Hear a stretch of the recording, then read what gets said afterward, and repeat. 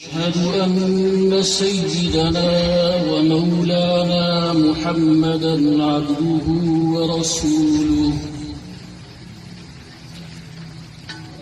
صلى الله تعالى عليه وعلى آله وأصحابه وبارك وسلم.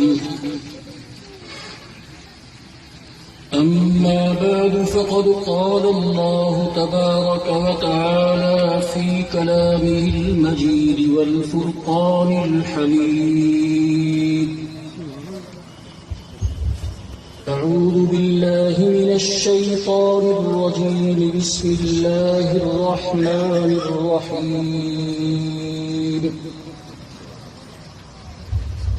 اقرأ باسم ربك الذي خلق الإنسان من علق. اقرأ وربك الأكرم الذي علم بالقلم علم الإنسان ما لم يعلم.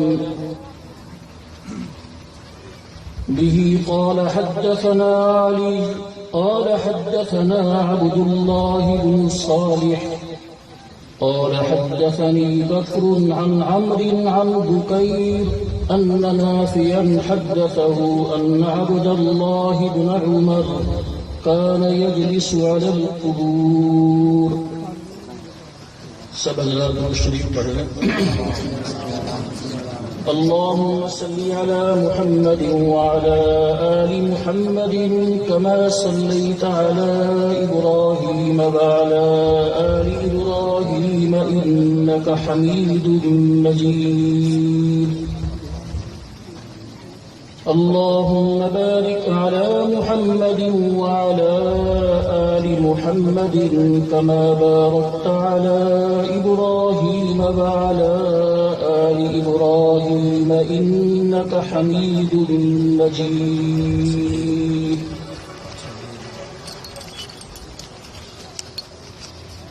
محترم دوستو اور بزرگوں،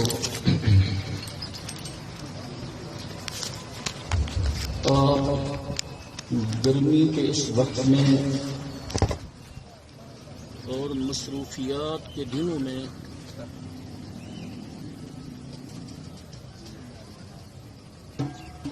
اپنی تمام مصروفیات کو چھوڑ کر یہاں تشریف لائے.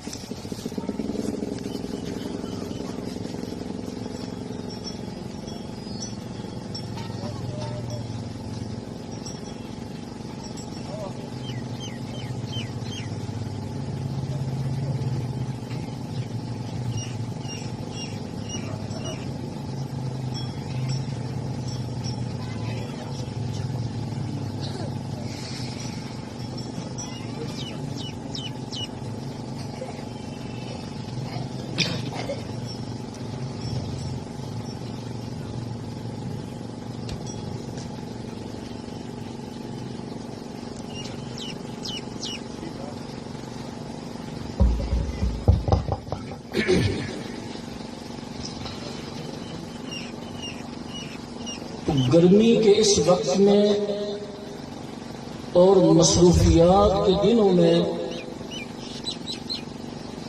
اپنی مصروفیات کو چھوڑ کر مدرسے کے اس پروگرام میں آپ تشریف لائے،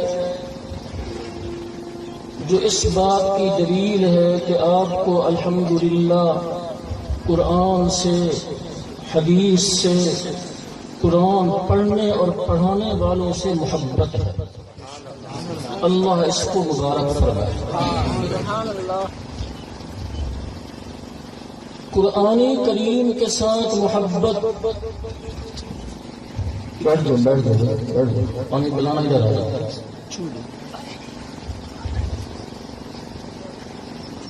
قرآن کریم کے ساتھ محبت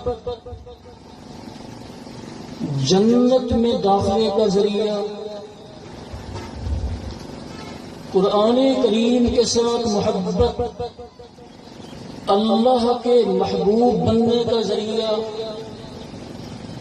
قرآن کریم کے ساتھ محبت، اللہ کے رسول صلی اللہ علیہ وسلم کا محبوب بننے کا ذریعہ ہے۔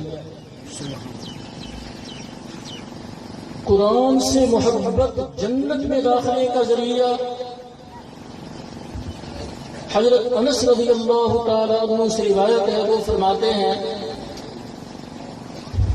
کہ ایک شخص رسول اللہ صلی اللہ علیہ وسلم کی خدمت میں حاضر ہوا۔ اس نے عرض کی انی احب هذه السورہ قل هو اللہ احد، کہ مجھے سورہ قل هو اللہ احد کے ساتھ محبت ہے۔ تو آپ صلی اللہ علیہ وسلم نے اس پر فرمایا ان حبک ایاہا ادخلک الجنہ، کہ تیرا اس سے محبت رکھنا تجھے جنت میں لے جائے گا۔ اس حدیث سے معلوم ہوا قرآن کریم کے ساتھ سچی محبت یہ جنت میں داخلے کا ذریعہ ہے۔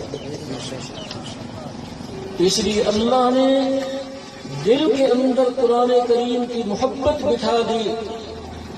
آپ نے قرآن کے لیے، قرآن کریم کے اس پروگرام کے لیے اپنا وقت نکالا، اللہ مبارک فرمائے۔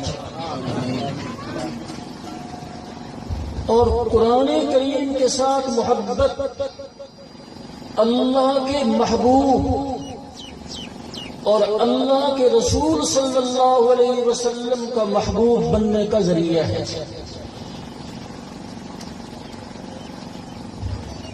ہم مسلمان ہیں، ہم میں سے ہر ایک کو اللہ سے محبت،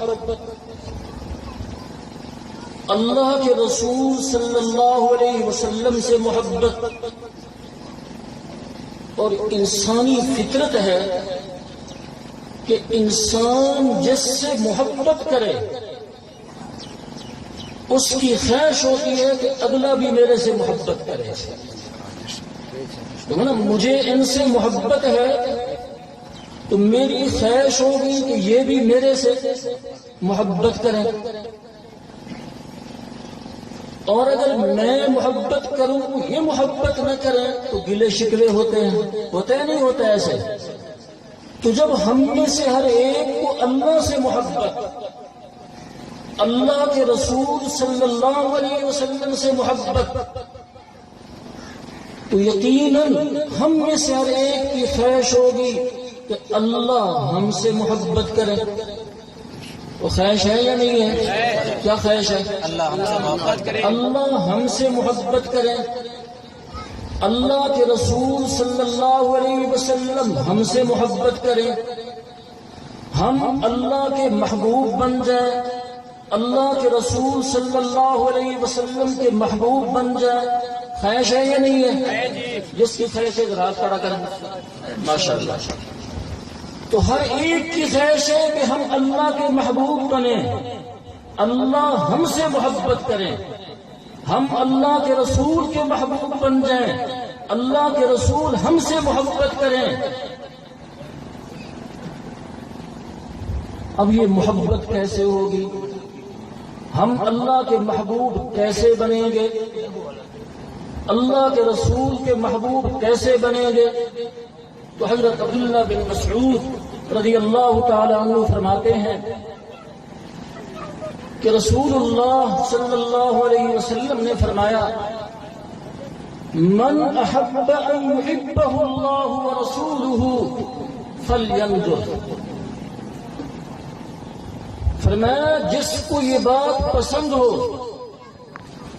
جس کی یہ چاہت ہو کہ اللہ مجھ سے محبت کریں، میں اللہ کا محبوب بن جاؤں، اللہ کے رسول مجھ سے محبت کریں، میں اللہ کے رسول کا محبوب بن جاؤں، جس کی یہ چاہت ہو، جس کی یہ خواہش ہو، جس کو یہ بات اچھی لگے تو فلینظر، اس کو چاہیے کہ وہ غور کرے، اپنی حالت کا جائزہ لے، اپنے گریبان میں جھانکے، فَإِن كَانَ يُحِبُّ الْقُرْآنَ فَهُوَ يُحِبُّهُ اللَّهُ وَرَسُولُهُ، اگر اس کا دل اس بات کی گواہی دے کہ اس کو قرآن سے محبت ہے، سمجھ جائے کہ اللہ اس سے محبت کرتے ہیں، وہ اللہ کا محبوب ہے، اللہ کے رسول اس سے محبت کرتے ہیں، وہ اللہ کے رسول کا محبوب ہے۔ میری بات سمجھ آ رہی ہے؟ تو قرآن سے محبت یہ جنت میں داخلے کا ذریعہ، قرآن سے محبت اللہ کا محبوب بننے کا ذریعہ، قرآن سے محبت اللہ کے رسول کا محبوب بننے کا ذریعہ ہے۔ اور میں نے کہا قرآن والوں سے محبت ہو گئی، قرآن پڑھنے پڑھانے والوں سے محبت ہو گئی، ان علماء صلحاء سے محبت ہو گئی، تو اس پر بھی اللہ کا شکر ادا کریں گے۔ یہ محبت کوئی معمولی دولت نہیں، انشاءاللہ اس محبت کی برکت سے، ان صلحاء کی محبت کی برکت سے کل قیامت کے دن انہی کے ساتھ حشر ہوگا۔ سبحان اللہ۔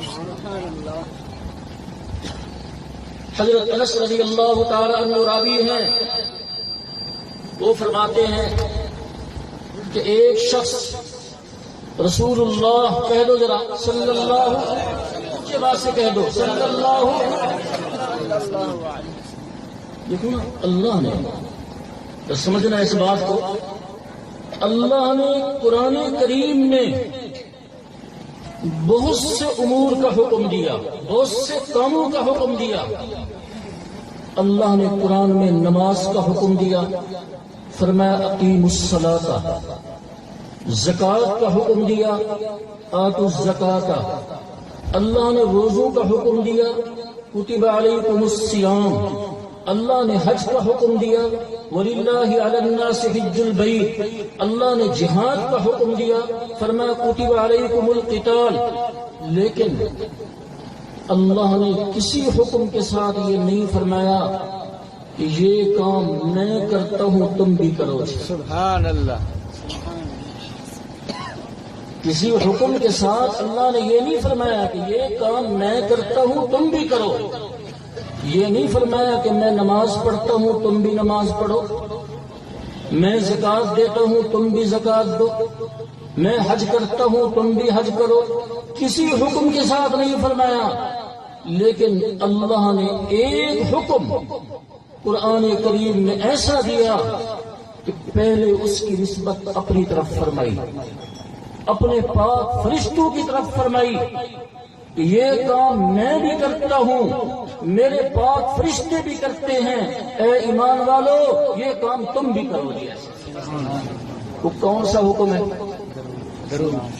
وہ صلاۃ و سلام۔ کون سا حکم ہے وہ؟ صلاۃ و سلام۔ ان اللہ وملائکتہ یصلون علی النبی۔ آگے پھر فرمایا یا ایھا الذین آمنوا صلوا علیہ وسلموا تسلیما۔ تو پہلے صلاۃ کی نسبت کس کی طرف کی؟ اپنی طرف کی کہ یہ کام میں کرتا ہوں، اور اپنے پاک فرشتوں کی طرف کی۔ اس کے بعد فرمایا اے ایمان والو یہ کام تم بھی کرو۔ میری طرف دیکھو، بات سمجھو ذرا۔ علماء نے بڑی عجیب بات لکھی ہے، فرشتوں نے آدم علیہ السلام کو سجدہ کیا، قرآن کریم میں ذکر ہے کہ اذ قلنا للملائکۃ اسجدوا لآدم فسجدوا۔ تو اللہ نے فرشتوں کو حکم فرمایا کہ آدم کو سجدہ کرو، تو فرشتوں نے حضرت آدم کو سجدہ کیا۔ تو یہ حضرت آدم علیہ السلام کا بہت بڑا اعزاز، تو اعزاز تھا یا نہیں تھا؟ اعزاز۔ اس میں ہمارا بھی اعزاز ہے نا جی۔ تو باپ کا اعزاز، باپ کا اکرام، یہ اولاد کا بھی اعزاز ہوتا ہے۔ تو فرشتوں نے حضرت آدم کو سجدہ کیا، یہ حضرت آدم علیہ السلام کا بہت بڑا اعزاز تھا۔ لیکن علماء فرماتے ہیں کہ صلاۃ و سلام کے ذریعے جو اعزاز رسول اللہ صلی اللہ علیہ وسلم کا ہوا، یہ اعزاز اس اعزاز سے بڑھ کر ہے کہ جو فرشتوں کے سجدے کے ذریعے حضرت آدم کا ہوا ہے. میری بات سمجھ، میں بتاتا ہوں اس کی وجہ کیا ہے. تو جو اعزاز صلاۃ و سلام کے ذریعے کن کا ہوا؟ اگر سمجھ نہیں آ رہی بات آپ کو تو دونوں میں پھر سمجھ آ رہی بات کو. تو جو اعزاز صلاۃ و سلام کے ذریعے کن کا ہوا؟ رسول اللہ صلی اللہ علیہ وسلم کا ہوا. یہ اعزاز اس اعزاز سے بڑھ کر ہے کہ جو فرشتوں کے سجدے کے ذریعے کس کا ہوا؟ حضرت آدم علیہ السلام کا ہوا. وہ کیوں؟ یہ اس سے بڑھ کر کیوں ہے؟ اس لیے کہ اب دیکھو دو کام ہمارے سامنے ہیں. ایک ہے صلاۃ و سلام، ایک ہے سجدہ کرنا. اس سجدے والے عمل میں فرشتوں کے ساتھ اللہ شریک ہے، اور فرشتوں والے کام میں یہ جو سجدے والا کام ہے اس میں فرشتوں کے ساتھ اللہ شریک ہے؟ بولو نہیں. لیکن یہ جو صلاۃ و سلام والا عمل ہے اس میں اللہ شریک ہے یا نہیں ہے؟ شریک ہے. ایک کام وہ ہے جس میں اللہ خود شریک ہو رہے ہیں، دوسرا کام وہ ہے جس میں اللہ شریک نہیں. تو آپ بتلائیں ان دو کاموں میں سے افضل کام کون سا ہوگا؟ جس میں اللہ شریک ہے نا. سجدے کے ذریعے حضرت آدم کا اعزاز ہوا، بہت بڑا اعزاز ہے.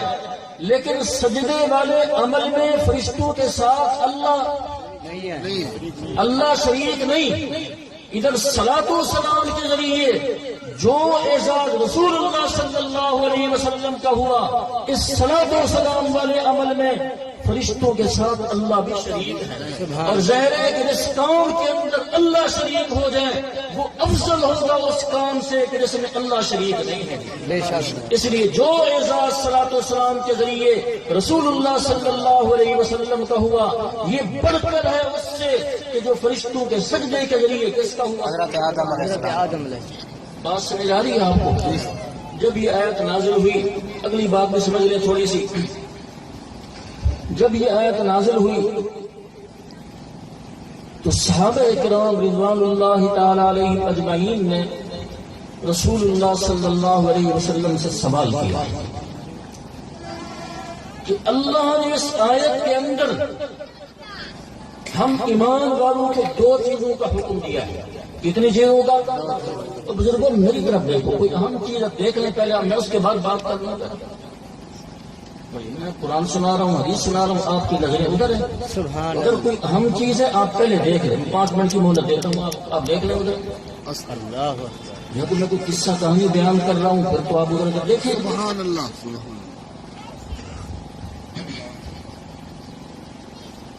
جب یہ آیت نازل ہوئی تو صحابہ کرام نے رسول اللہ صلی اللہ علیہ وسلم سے سوال کیا کہ اللہ نے اس آیت کے اندر دو چیزوں کا حکم دیا ہے. کتنی چیزوں کا؟ 2 چیزوں کا. کون سی 2 چیزیں؟ ایک صلاۃ ہے، کیا؟ دوسری چیز سلام ہے. یا ایھا الذین آمنوا صلوا علیہ وسلموا تسلیما. تو اللہ نے ہمیں 2 چیزوں کا حکم دیا، ایک صلاۃ، دوسری چیز سلام. سلام تو ہم پہچانتے ہیں، جانتے ہیں کہ نماز میں تشہد کی حالت میں جب التحیات پڑھتے ہیں تو کیا کہتے ہو؟ السلام علیک ایھا النبی. پڑھتے ہیں کہ نہیں پڑھتے؟ یہ تو سلام ہو گیا. صلاۃ کا کیا طریقہ ہے؟ حکم 2 چیزوں کا ہے، ایک صلاۃ، دوسری چیز سلام ہے. تو سلام تو ہم سمجھ گئے، سلام کا طریقہ تو ہمیں معلوم کہ ہم نماز میں تشہد کی حالت میں کہتے ہیں السلام علیکم ایھا النبی. صلاۃ کا کیا طریقہ ہے؟ تو آپ صلی اللہ علیہ وسلم نے فرمایا قولوا اللہم صلی علی محمد وعلی آل محمد کما صلیت علی ابراہیم وعلی آل ابراہیم انک حمید مجید. تو سلام وہ ہے اور صلاۃ یہ ہے. میری بات سمجھ آئی؟ جی. اب یہاں عجیب بات ہے، اللہ نے ایمان والوں کو فرمایا کہ اے ایمان والو تم نبی پر صلاۃ بھیجو. یا ایھا الذین آمنوا صلوا علیہ. اللہ نے کس کو فرمایا؟ ایمان والوں کو کہ اے ایمان والو تم صلاۃ بھیجو. اور ایمان والے کیا کہتے ہیں؟ اللہم صلی علی محمد، اے اللہ تو صلاۃ بھیج۔ عجیب سی بات نہیں ہے؟ اللہ ایمان والوں کو فرما رہے ہیں اے ایمان والوں تم صلاۃ بھیجو میرے حبیب پر۔ اب چاہیے یہ تھا کہ ایمان والے یوں کہتے کہ نصلی علی محمد، ہم محمد پر صلاۃ بھیجتے ہیں۔ اللہ ایمان والوں کو فرمائے اے ایمان والو تم میرے محبوب پر صلاۃ بھیجو، اور ایمان والے اللہ سے درخواست کر رہے ہیں اللہم صلی علی محمد، اے اللہ تو محمد پر صلاۃ بھیج۔ میری بات سمجھ آ رہی ہے؟ یہ عجیب سی بات ہے کہ اللہ تو ایمان والوں کو فرمائے اے ایمان والو تم میرے محبوب پر صلاۃ بھیجو، اور ایمان والے اللہ سے درخواست کریں اللہم صلی علی محمد، اے اللہ تو محمد پر صلاۃ بھیج۔ یہ عجیب سی بات ہے۔ تو وجہ اس کی یہ ہے کہ بے شک اللہ نے ہم ایمان والوں کو حکم دیا، لیکن ہم گناہوں میں لت پت، ہم گناہوں میں ڈوبے ہوئے، اور تیرا محبوب پاک ہے۔ اے اللہ ہم گناہوں میں لت پت، ہم گناہوں میں ڈوبے ہوئے، اور تیرا محبوب پاک ہے۔ اس وجہ سے ہم تجھ سے درخواست کرتے ہیں اے اللہ تو پاک، تیرا محبوب بھی پاک ہے، تو ہم درخواست کرتے ہیں کہ پاک پاک پر صلاۃ بھیجیے۔ اللہم صلی علی محمد، اے اللہ تو محمد پر صلاۃ بھیج۔ اسی بات سمجھ آ رہی ہے آپ کو؟ تو میں حدیث سنا رہا تھا کہ حضرت میں عرض کر رہا تھا کہ اگر ان نیک لوگوں سے محبت ہو گئی اس پر بھی اللہ کا شکر ادا کریں۔ اس پر میں حدیث سنا رہا تھا۔ حضرت انس رضی اللہ تعالی عنہ راوی ہیں، وہ فرماتے ہیں کہ ایک شخص رسول اللہ صلی اللہ علیہ وسلم کی خدمت میں حاضر ہوا۔ اس نے سوال کیا متی قیام الساعہ، قیامت قائم کب ہوگی، قیامت کا وقوع کب ہوگا؟ آپ صلی اللہ علیہ وسلم نماز کے لیے تیار کھڑے تھے، اس کی بات کا جواب نہ دیا۔ لما قضا صلاتہ، جب آپ نماز پڑھ کے فارغ ہو گئے تو آپ نے فرمایا این السائل عن قیام الساعہ، جو آدمی ابھی پوچھ رہا تھا قیامت قائم کب ہوگی وہ آدمی کون ہے اور کہاں ہے؟ جو پوچھ رہا تھا قیامت قائم کب ہوگی وہ آدمی کہاں ہے، کون ہے؟ اس نے کہا میں ہوں۔ تو آپ صلی اللہ علیہ وسلم نے اس سے سوال کیا ما اعددت لها، تو جو پوچھ رہا ہے قیامت قائم کب ہوگی تیری اس کے لیے تیاری کیا ہے؟ تو نے اس کے لیے کون سا عمل تیار کر رکھا ہے جی؟ اس نے عرض کی کہ فریض کے علاوہ کوئی زیادہ نوافل تو میرے نامہ اعمال میں نہیں ہے، کیونکہ اس زمانہ میں یہ تصور ہی نہیں تھا کہ ایک کلمہ گو ہو، مسلمان ہو اور فریض کو چھوڑ دے۔ یہ تو آج ہے نا۔